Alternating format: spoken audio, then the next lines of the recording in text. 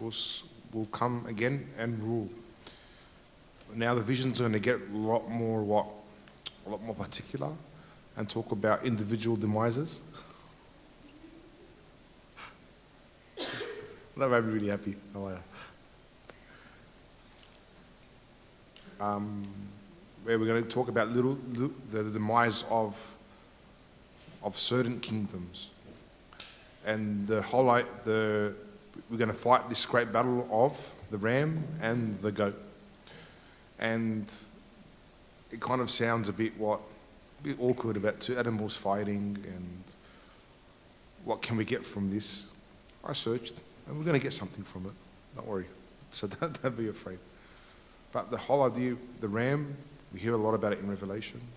The goat, we hear about it in the Bible altogether. So the two distinct animals that are biblical and that we hear a lot from. But the beauty of this chapter and the mindset that I want us to take in is that even if we know something, okay? Even if we know something, or we are privileged with information about anyone or anything, it does not give you the excuse to change. Right? It does not give you the excuse to change how we serve them, how we treat them, or how we even go about dealing with them. Right? But it's our pleasure and our honor as Christians to do right by them no matter what. You ask me why, Daniel reveals this. Our strength is given to us by Christ in these struggles, knowing that we cannot what? That it is hard. That it is hard to serve when we already know what is going to happen. It's like when you sit with your confession father and he tells you not to do something, but he knows that you're going to do it anyway. Right? Or when we go sit with God and we've all had this prayer, 150%. God, just let this happen, and I promise I'll never do this sin ever again in my life. You know? And we even give God stipulations. You know, if I do it, do this to me. And if I do it, do that to me. And we start to what? Bargain with God about things that deep down we know we've got to do again. The strength that we must find within ourselves is, no matter what we know, is to do the right thing and serve what? Serve God in the most honourable way. So let's start on this story, but that's the mindset I want us to have as we go through this chapter. This chapter is fairly short, so it won't take long today. Right? In the 3rd year of the reign of King Belshazzar, a vision appeared to me. To me, Daniel, after the one that appeared to me the first time. I saw in the vision, and so it happened while I was looking, that I was in Shushan, the citadel which is in the province of Elam, and I saw in the vision that I was by the river Ulai. Then I lifted my eyes and saw, and there, standing beside the river, was a ram which had 2 horns, and the 2 horns were high. But one was higher than the other, and the higher one came up at last. I saw the ram pushing westward, northward, and southward, so that no animal could withstand him, nor was there any that could deliver from his hand, but he did according to his will and became great. And as I was considering, suddenly a male goat came from the west, across the surface of the whole earth, without touching the ground, and the goat had a notable horn between his eyes. And he came to the ram that had 2 horns, which I had seen standing beside the river, and ran at him with furious power. After I saw him confronting the ram, he was moved with rage against him, attacked the ram, and broke his 2 horns. There was no power in the ram to withstand him, but he cast him down to the ground and trampled him, and there was no one that could deliver the ram from his hand. Therefore the male goat grew very great, and when he became strong, the large horn was broken, and in its place it was 4 notable ones came up toward the 4 winds of heaven. And one of them came a little horn, which grew exceedingly great towards the south, towards the east, and towards the glorious land. And it grew up to the host of heaven, and it came down from the host and some of the stars to the ground and trampled them. So, 3rd year of Belshazzar, what happened? Who can remind me? It was the end of his reign, right? What happened to the near end of his reign? Who came in after Belshazzar? Who? Huh? Medes, the Persian.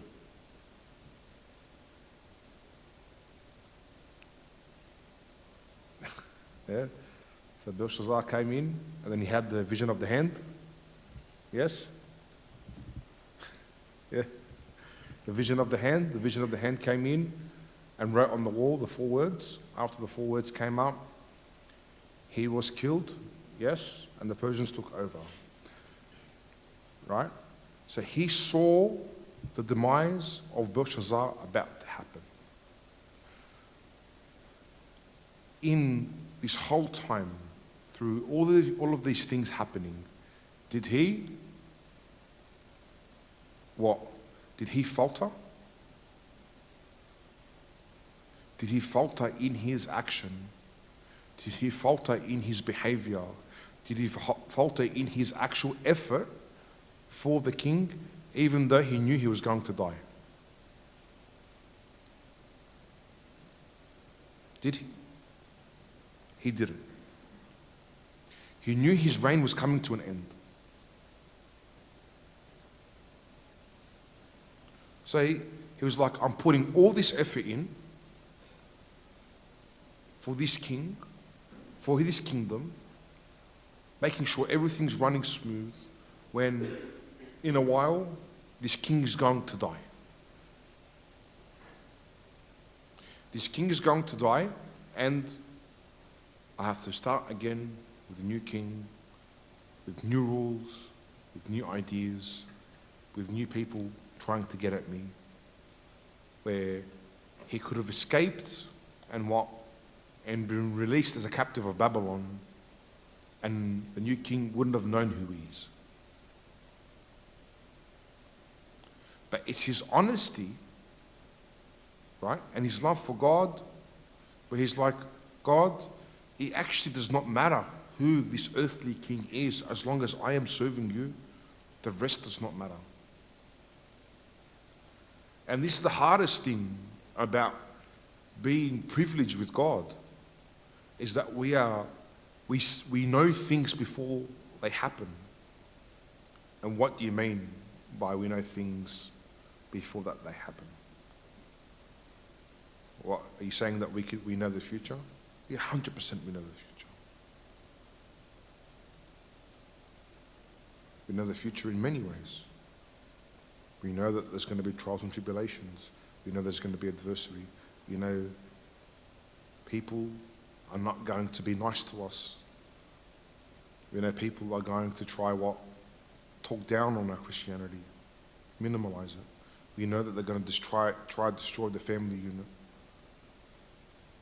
We know that they're going to pick on minorities. We know that they're not going to feed the poor and help those who are really needy. We know all of this. You can't tell me we don't. It's quite biblical. Over and over again, We know what is going to happen. And how many times do we say, well, I'm not going to solve world hunger, what's the point in helping? Or I'm not going to do this, what's the point of doing this? And man, nothing goes right in this church, what's the point? I've seen it happen over and over again. We give up, and we do what we want, and we get lazy, and we get slothful.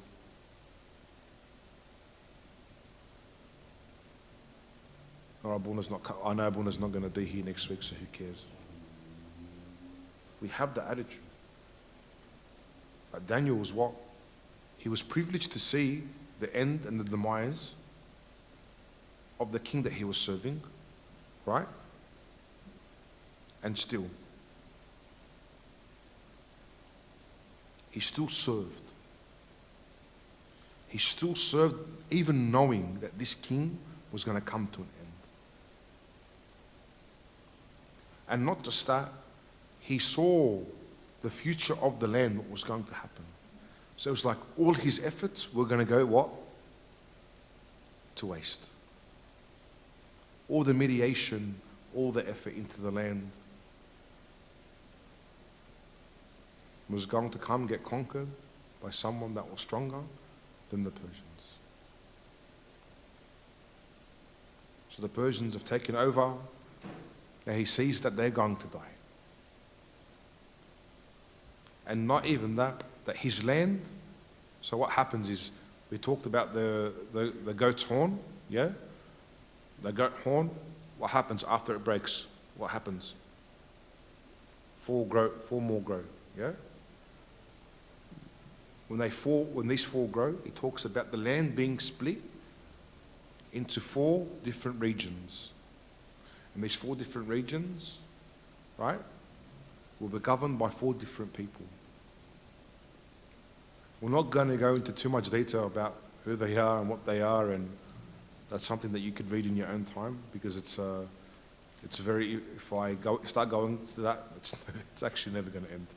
Like, it's one of those chapters that it's a black hole when we come to read about. He was talking about Alexander the Great, and after he died, 4 people, Babylon was broken up into 4 different areas where 4 different kings ruled, and etc., etc. But we'll keep going. So just put this in the back of your mind, yeah?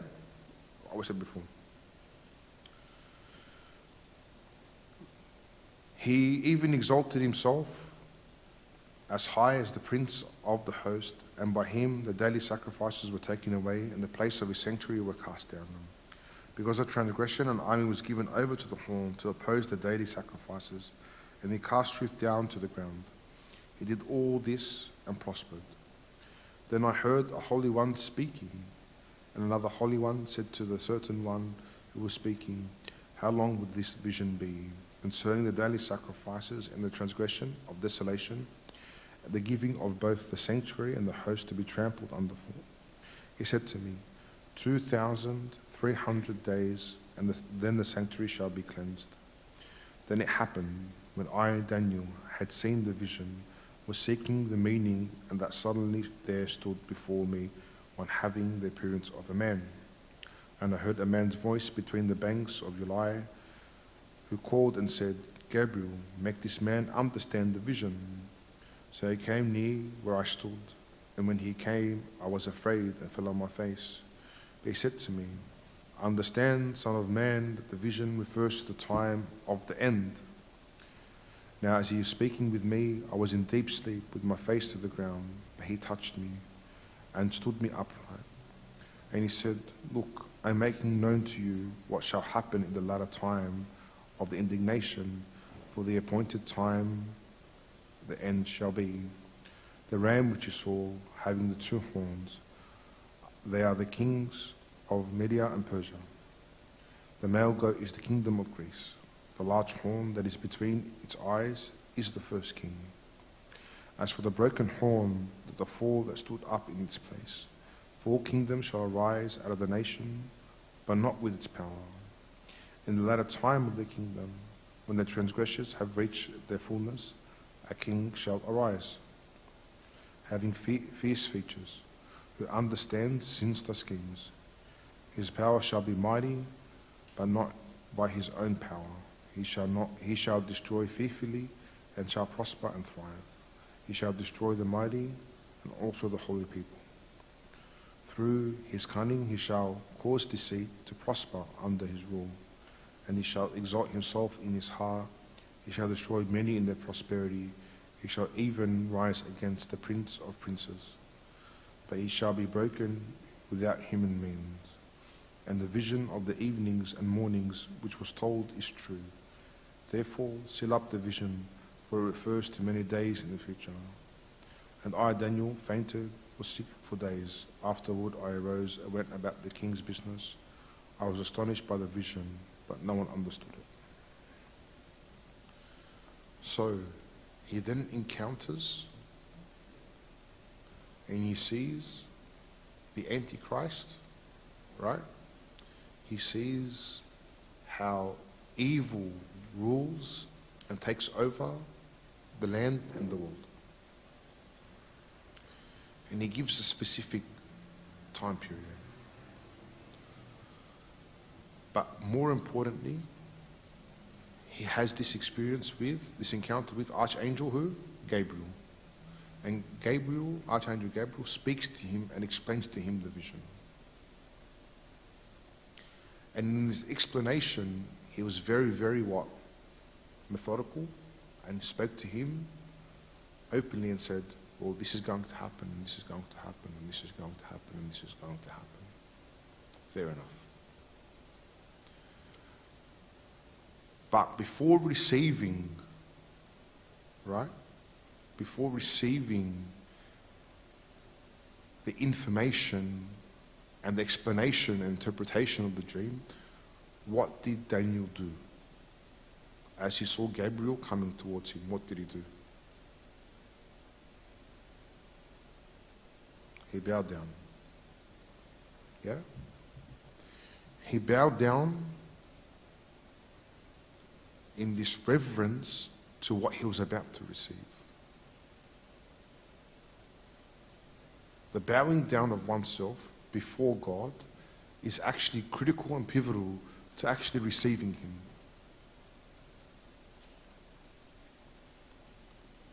Without bowing down before God, we actually do not receive him.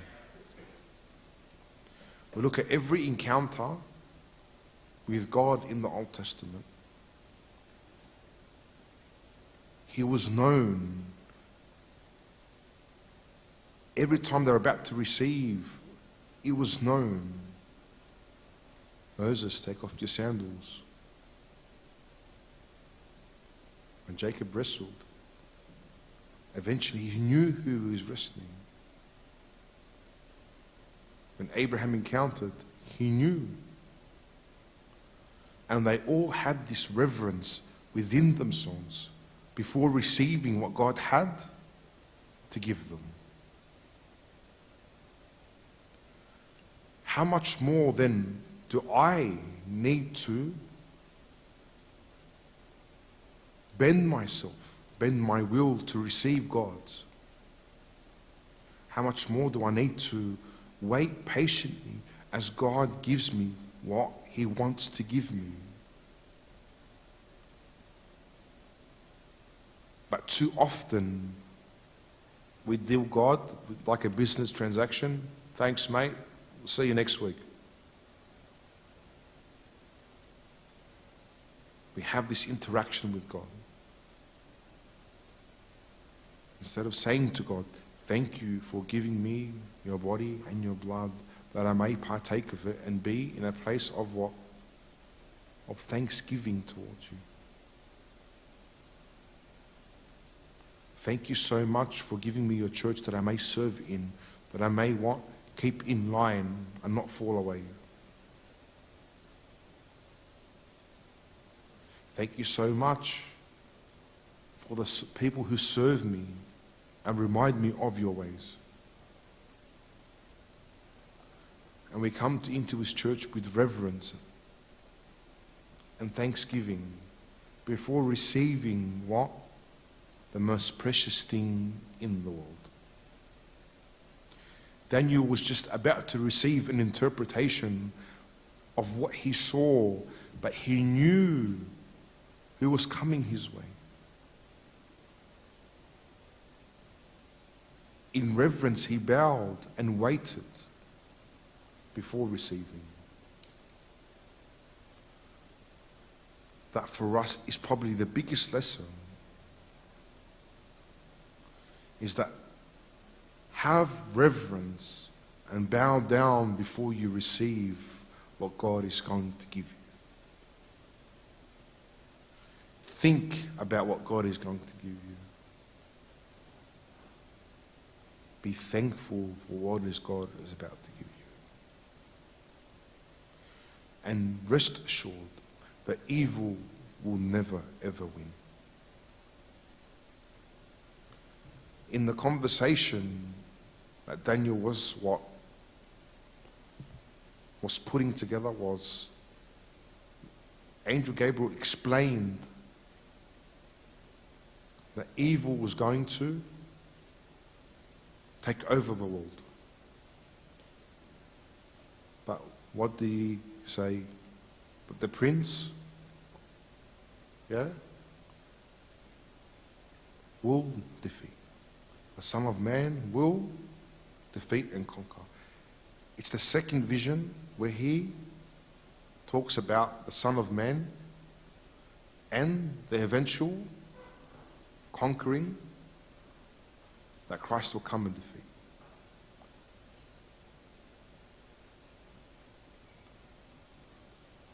So be in a place, be confirmed in your heart that the eventual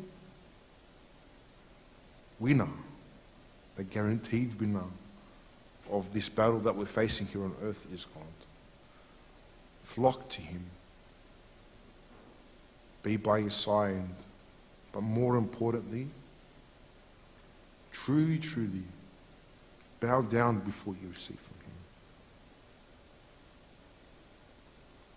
him. Right? Truly bow down before you receive from him. So be honest in your approach, no matter what you know. Flock to God. And truly bow down before him before receiving. There is no greater feeling than being in the protection of your Lord. And glory be to God forevermore. Amen.